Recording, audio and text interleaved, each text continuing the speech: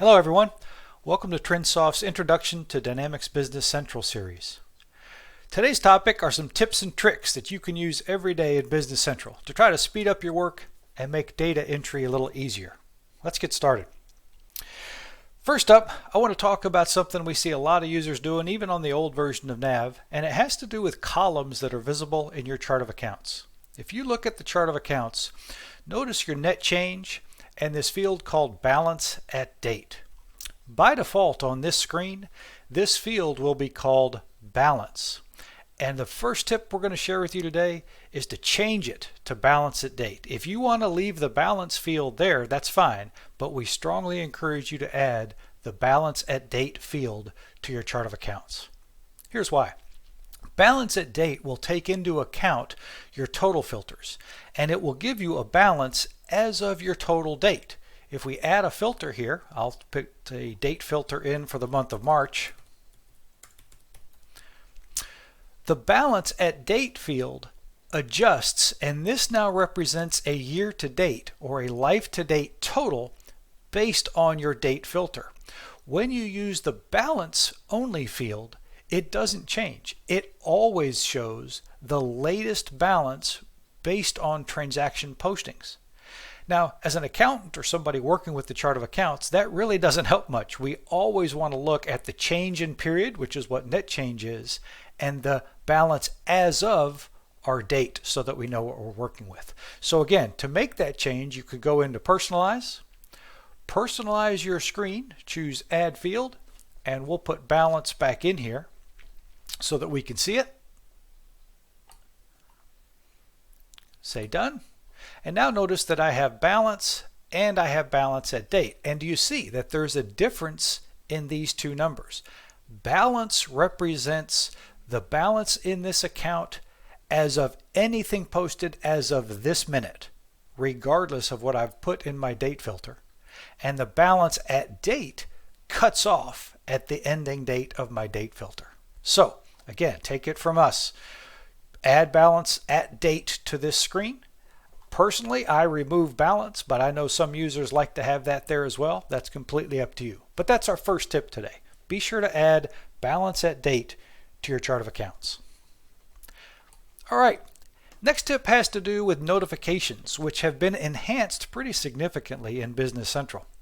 If we take a look at an open document here, I'm going to go to a purchase invoice. I'll make a small change to it. And when I go to leave this document, look at this notice.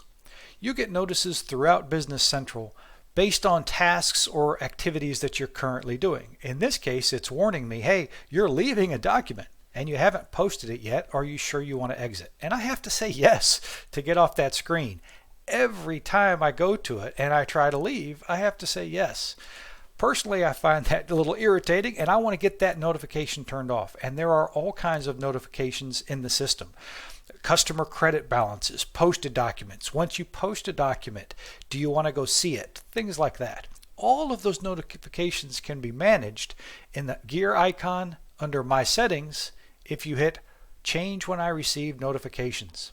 There's a big list here and you'll need to go through each one of them to kind of understand which ones are applicable to which events or which series that you interact with. In my case, I'm going to turn off that unposted documents notification. So I identify it down here in the list.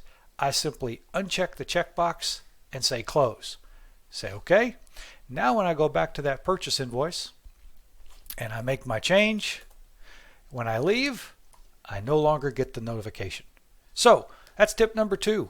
Check out your notifications and be sure to activate or deactivate them so you're being warned only when you want to be warned. All right. Next tip for us has to do with some date shortcuts. Date shortcuts. If we take a look at a general journal, anytime you have a date field inside Business Central, there are some shortcuts you can use to help get that date entered quickly and easily. When I go down in a journal line to a new line, it will automatically default to the date above it. Don't know if you knew that or not, but it will default to the date above it. Whereas if I go to a new journal that has no lines, it's going to default to the work date. The work date.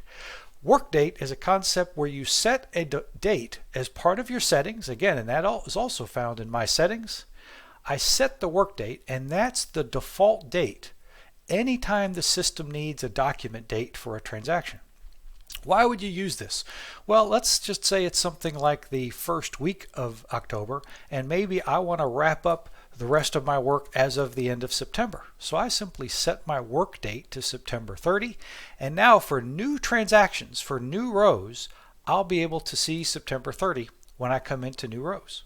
So let's see here. These probably have rows. Remember, when I go to a journal, it's going to use the one above. If we go to a blank one, and I might have to delete this row too. Oh, there it is, blank, fresh, and it defaults to the work date. So set that work date so it can get you dates effectively and help minimize some of the data entry. But here's a couple other date tricks. Let's go back to a journal that has a few rows in it. It's defaulting to the row above, but I want to use that work date. Well, I don't have to type the whole thing. I can use shortcuts to enter dates. The shortcut W automatically enters my work date. So anytime you're entering a date inside of Business Central, if you want to use the work date, simply enter W. You don't have to type the full days, and you don't have to choose from the picker, the date picker, which is available on all date fields as well. Another shortcut, I can use T. T is a date shortcut for today. So anytime I want to enter today's date, I simply enter T. So that's two shortcuts I wanted you to be aware of. Set your work date. The journal lines will default to the line above them. If you want to use the work date, simply enter W, and if you want to use today's date, simply enter T.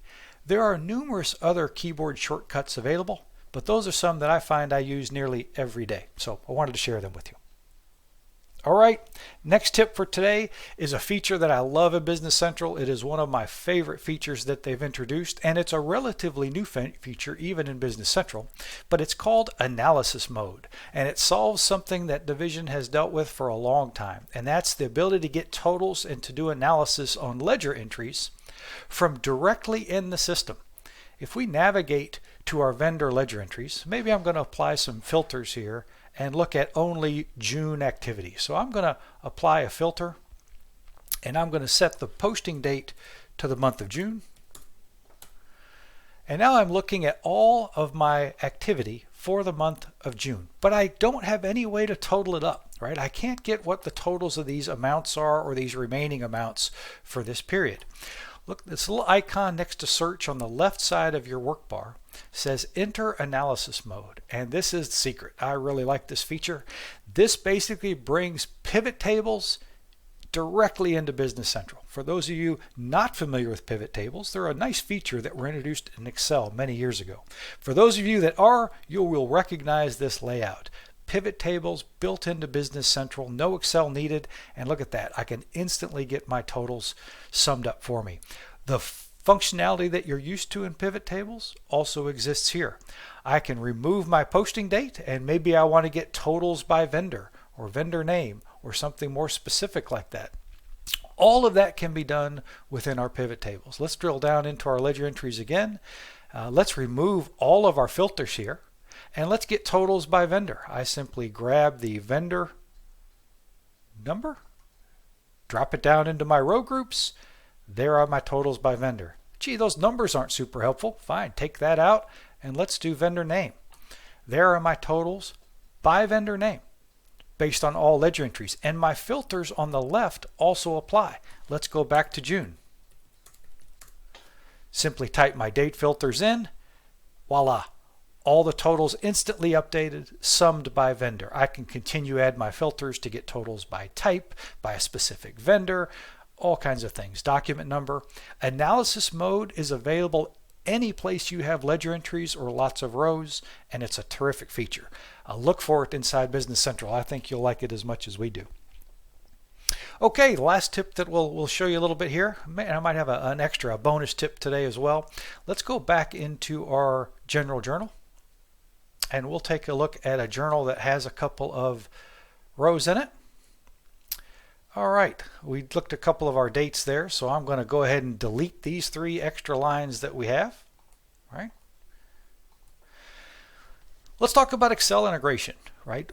It's easy to send rows out to Excel with the share page with other. when I simply hit share and I say open in Excel. I think most users of Business Central have done this before. I just open Excel and those two rows are there.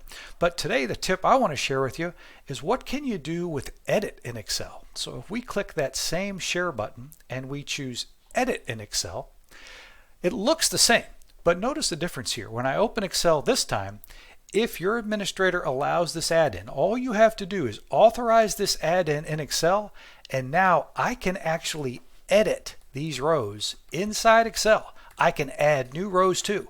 I can do whatever I want in here, and these changes will get pushed back into BC for me automatically. All I have to do is insert new rows, change the dates, do whatever I want. When I'm done with those edits, I click this publish button right here. Notice publish is successful. I close Excel. I refresh my journal. And look at that. Our dates were edited, our amounts were edited directly from Excel. This is a fantastic feature if you keep bigger journal entries or journal entry lines for things like recurrings or amortization or whatever you might need to recognize. Makes closing the books in Business Central very easy. You can edit, insert, and manage lines directly from Excel using that. So wanted to show you that tip. Just make sure that add-on is activated inside your Excel instance. And then the last tip, bonus tip for you today. Again, a lot of people are aware of this, but I've come across a couple of users who aren't. And that's a really quick and easy way to copy data down. Anytime you're in a row in a journal like this and you want to copy the value from what's above it, simply press the F8 key. If you press F8, it will copy any value from the cell above it. All I do is go in when I'm in, press F8, and tab, and I can copy those values again and again. When you're entering multiple rows in Business Central, we found the F8 key to be just a great shortcut. As I mentioned before, there are a lot of shortcuts in Business Central, and there's a good reference, or if you'd like to get one, feel free to reach out. We'll be glad to share it with you. So there you have it. A lot of helpful tips and tricks to make using Business Central easier than ever. Be sure to check out some of our other videos in our introduction series. It'll cover things like filters and personalization to help you get introduced in using Business Central quicker than ever. As always, thanks for watching.